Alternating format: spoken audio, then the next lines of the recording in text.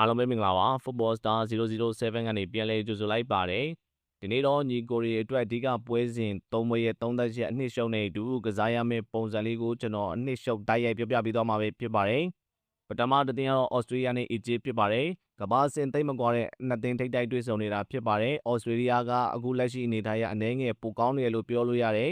20ပဲနှုတ်မဲ့အနေထားမှာဒီညရွေးချယ်မယ်ဆိုရင်တော့ညီကိုရီ Australia ဖြစ်ပါတယ်နောက်တစ်သင်းကတော့ကိုလံဘီယာနဲ့ဂါနာဖြစ်ပါတယ်ကိုလံဘီယာကတော့တစ်ခုကို20လစ်သွားအောင်မဲ့အနေအထားဖြစ်ပါတယ်ရှုံးထွက်ပွဲစဉ်တွေဖြစ်လို့ဂါနာအတော်လေးရုန်းကန်လာနိုင်ပါတယ်ဒါကြောင့်အနေအထားရကျွန်တော်ကတော့ဂါနာကိုရွေးချယ်မှာဖြစ်ပါတယ်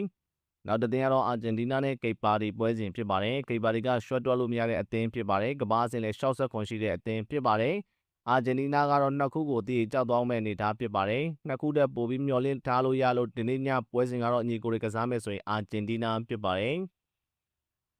ကျွန်တော်ရွေးချယ်ထားတဲ့ပွဲစဉ်10ပွဲကိုကစားရမယ့်ပုံစံလေးကိုကျွန်တော်ပြောကြားသွားမှာဖြစ်ပါတယ်။ညီကိုရီအနေနဲ့9-3 mid iBet ကိုချစ်ကို Wingsback အကောင့်ဖွင့်ဆော့ကစားမယ်ဆိုရင်တော့ Viber နံပါတ်399686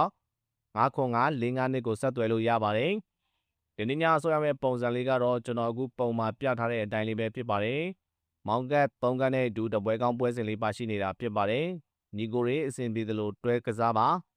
ဘောလုံးပဲတိုးရင်ဖြည်းဖြည်းချင်းအမျက်ယူပါတစ်ခါတလေအချုံပေးပါနှစ်ခါနဲ့လေပြန်ယူပါဆိုတဲ့ပုံစံမျိုးနဲ့ဆော့ပါ